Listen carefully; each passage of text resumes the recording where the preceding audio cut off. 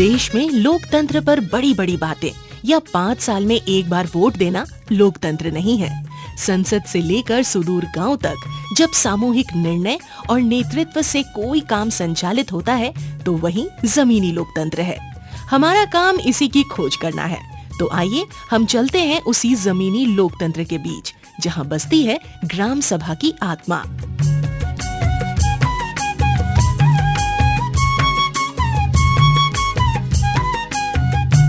सभी सुनने वालों को जोहार। ग्राम सभा से संबंधित पॉडकास्ट की इस कड़ी में फिर से आपका स्वागत है।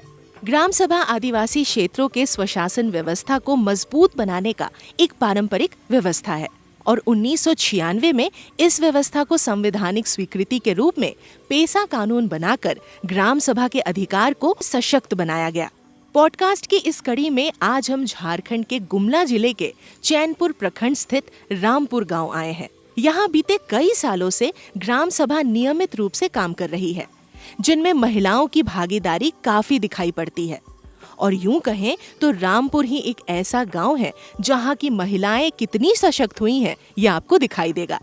लेकिन इन महिलाओं के लिए ये रास्ता इतना आसान नहीं था। तो चलिए हम इन महिलाओं की उस लंबी यात्रा के बारे में बात करते हैं, जिसके बारे में कम ही लोग जानते हैं। आज हमारे साथ मौजूद है ग्राम सभा की महिला सदस्य फ्लोरा खलको, रोशनी इक्का और रजनी किरकिट्टा। तो सबसे पहले हम बात करते हैं फ्लोरा दीदी से। फ्लोरा दीदी, ये बताइए कि आप लोग ग्राम सभा में किस किस तरह की समस्याओं का निपटारा करती हैं? हम लोग गांव में ग्राम सभा नहीं हो रहा था। केवल गांव में बुजुर्ग पंच लोग केवल बैठक किया करते थे और वो लोग अपने सुविधा अनुसार शाम या दोपहर वो बैठक किया करते थे। लेकिन उस बैठक का जो भी बात हो रही थी उसको महिलाएं नहीं जानते थे और पुरुष लोगों को पूछते थे तो वो लोग नहीं बता रहे थे। लेकिन जब ग्राम सभा होने के बाद हम लोग इस महिलाएं पुरुष बैठक किया करते थे और जो भी हम लोग बैठक में क्या बात हो रही है उसको हम लोग सबके लिए मालूम होता है। जो काम करते हैं ग्राम सभा से, जैसे हम लोगों का चट्टान बहुत बड़ा था, उसको ठेकेदार लेने के लिए आ रहे थे तो हम लोग महिलाएं बहुत जोर किए। पुरुष लोग डर रहे थे लेकिन महिला लोग आगे, पीछे भी बच्चा पेट में भी बच्चा, लेकिन हम लोग आगे। तो दीदी, आपने जैसे कहा कि महिलाओं की बहुत अहमियत है, बहुत भूमिका है इसमें, तो उसके बारे में थोड़ा बताइए हमें, किस तरह से महिलाएं यहाँ पे अपना भूमिका निभा रही हैं? हम लोग बहुत एकता है, एकता के बाद ही हम लोग ऐसा काम कर रहे हैं। जब घंटी बाजी तो इधर सब्जी जले या बच्चा रोए, हम लोग दौड़ते घंटी बाजी के साथ हम लोग निकल जाते थे। वाह, क्या बात है दीदी। काफी महिलाएं यहाँ दिख रही हैं जिनको आप आगे बढ़ा रही हैं, तो क्या है वो जिसके कारण आप महिलाओं को आगे लेकर आ रही हैं? जब पुरुष लोग डरते हैं, जो काम नहीं करते हैं, इसलिए महिला लोगों को ही आगे बढ़ना पड़ रहा है। अभी हम लोग इस जमीन को अगर नहीं बचाएंगे तो इसको कहाँ कहाँ के आदमी लोग लेकर जाएगा, तो बच्चा लोग कहाँ जाएगा। अभी यहाँ पर खेल मैदान है, 15 अगस्त तक से पूरा आजकल यहाँ पर फुटबॉल सब खेलते हैं। तो आम सब है, आम सब गांव वाले ही बीच के खा रहे हैं। आज नहीं, हम तो कल चाहेंगे, लेकिन पीछे वालों पीढ़ी के लिए हम लोग महिला आगे बढ़ रहे हैं। सभी श्रोताओं को ये जानकारी दे दे कि यहाँ के ग्राम सभा में पुरुषों से ज्यादा भागीदारी महिलाओं की होती है और वो ही गांव के किसी भी समस्या का हल ढूंढती है। लेकिन शुरुआती दिनों में ग्राम सभा में बैठने के लिए महिलाओं को बुलाना भी एक मुश्किल भरा काम होता था और आज ग्राम सभा में इतनी महिलाओं का होना ये यहाँ के ग्राम सभा के लिए उपलब्धि से कम नहीं है। अब बात करते हैं रजनी दीदी से। रजनी दीदी, आप लोग महिलाओं के अंदर क्या क्या समस्याएं देखती हैं और वो समस्याएं कितनी जटिल होती हैं? हम लोग महिलाएं बैठती थी अपने महिला मंडल में, फिर हम लोग चर्चाएं करती थी कि क्यों ना हम लोग ग्राम सभा में बैठ के हम लोग अपनी समस्या को क्यों ना पेश नहीं करें। जितना पुरुष को अधिकार है उतना महिला को भी अधिकार है, तो ग्राम सभा में हम लोग उस चीज को हम लोग बतलाते थे। तो महिलाओं को जागरूक करना कितना मुश्किल काम होता था? महिलाओं को जागरूक करना बहुत आसान तो नहीं था, मुश्किल ही था। हर एक महिलाओं को हम लोग को बुलाना पड़ता था ग्राम सभा में और अपनी समस्या को वहाँ बतलाएंगे और अपना हक को लेंगे। तो दीदी, हम देख रहे थे अभी गांव में कि बहुत सारी जो स्वयं सहायता समूह है उसको बनाया गया है, तो वैसे आप लोग सभी उससे जुड़े भी हुए होंगे। ऐसे में महिला समूह कैसे ग्राम सभा का सहयोग करती हैं? महिलाएं अपनी बैठक में बैठती है और गांव की जो भी समस्या होती है उसको हम लोग गांव में निपटारा करेंगे। और जो भी योजनाएं हम लोग के लिए मांग करना पड़ता है तो उसको भी हम लोग गांव में योजना बनाएंगे और हम लोग योजना को हम लोग ब्लॉक स्तर से हम लोग मांग करेंगे। जितने भी श्रोता इस पॉडकास्ट को सुन रहे हैं उन्हें ये बात बता दें कि जीपीडीपी प्लानिंग यानी ग्राम पंचायत डेवलपमेंट प्लान जैसे गांव के लिए विकास योजना तैयार यहाँ की महिलाएं ही करती हैं और उसको पंचायत और ब्लॉक स्तर तक ले जाती हैं। और हाँ, ये बात भी जरूर है कि यहाँ के दादा लोग भी उनका साथ देते हैं। अब बात करते हैं रोशनी दीदी से। रोशनी दीदी, आप ग्राम सभा की काफी सक्रिय सदस्य हैं। अगर कोई योजना को हमें गांव में लेकर आना है, जैसे कि जल मीनार की गांव में जरूरत है, तो किन प्रक्रियाओं से गुजरना पड़ता है? जल मीनार के लिए हम लोग पहले तो ग्राम सभा में ही पेश करते हैं, उसके बाद में हम लोग उसको प्रखंड स्तर पर पहुंचाते हैं।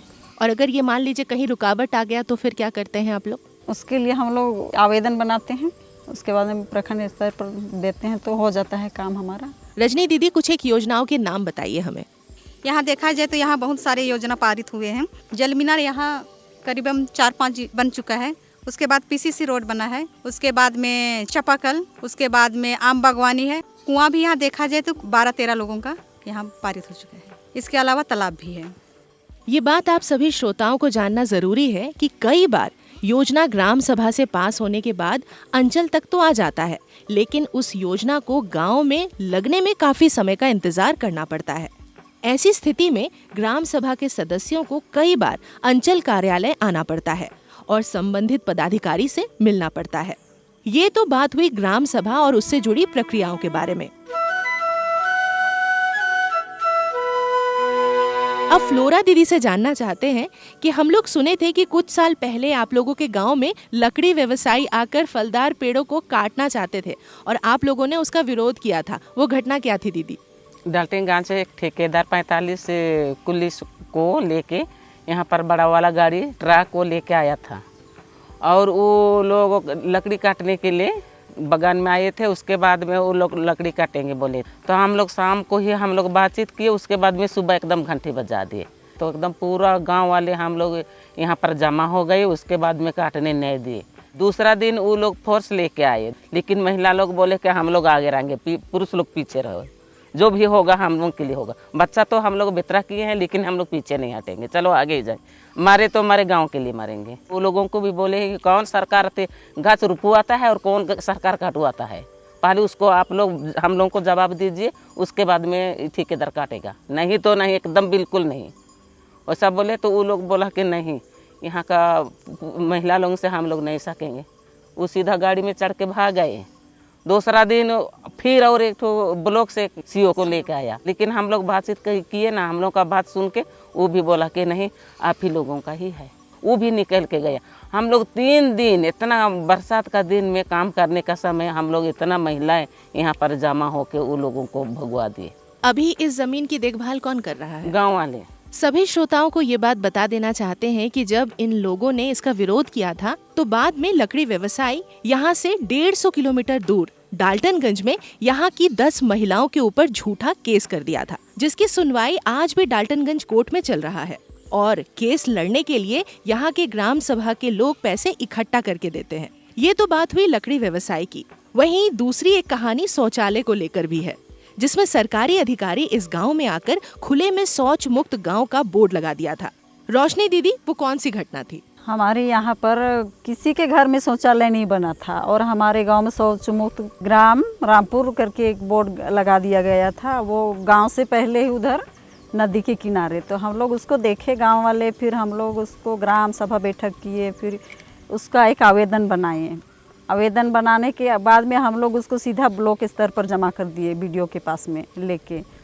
तो फिर वहाँ पर बीडीओ साहब बोले कि कोई बात नहीं दीदी, बाकी काम आप लोगों का हो जाएगा। फिर 2-3 दिन के बाद में हमारे गांव में शौचालय बनना शुरू हो गया और लगभग 75% हमारे गांव में शौचालय बन चुका है अभी, और कुछ बहुत बचा है, वो भी अभी हम ग्राम सभा में उसका लिस्ट बना के वो जमा कर दिए हैं, वो भी बाद में बन जाएगा। अब हम लोग अपने पॉडकास्ट के अंतिम छोर में हैं और ये बात सभी श्रोताओं को बता देना चाहते हैं कि इस पूरे क्षेत्र में उरांव आदिवासी समुदाय के लोग रहते हैं जो खेती किसानी से जुड़े हैं। यहाँ की महिलाएं गांव घर का काम करते हुए भी ग्राम सभा में अपनी भागीदारी दिखा रही हैं, जो इन्हें किसी सुदूर गांव के ग्राम सभा से अलग बनाती हैं। आप तीनों से एक सवाल है मेरे पास। कल के दिनों में आप लोग अपने गांव को कहाँ देखना चाहते हैं, और जहाँ ग्राम सभा नहीं चल रहा है वहाँ की महिलाओं को आप क्या कहना चाहेंगी, क्या संदेश देना चाहेंगी? सबसे पहले रोशनी दीदी आपसे जानना चाहेंगे।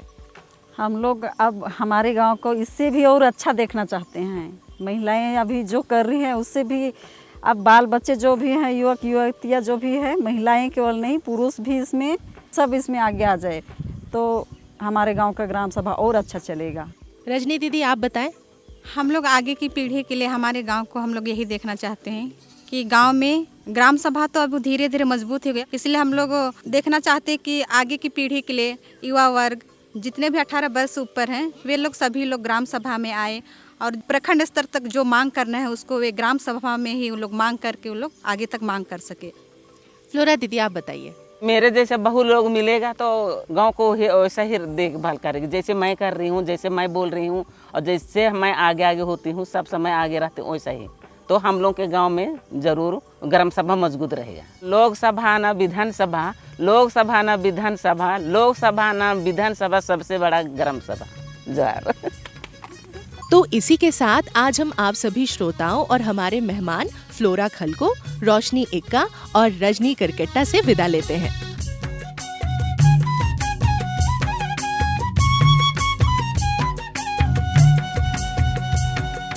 सामूहिक निर्णय लेने की ये प्रक्रिया जब सुदूर ग्रामीण अंचल तक पहुंचता है तो ये लोकतंत्र की सफलता है। यही जमीनी लोकतंत्र है। गांव ने इस लोकतंत्र को किस तरह बचाया और संभाला है, ये हमें झारखंड के गांवों में देखने को मिलता है। तो इसी के साथ हम आपसे विदा लेते हैं और मिलते हैं ग्राम सभा से संबंधित अगले पॉडकास्ट में। तब तक के लिए जोहार।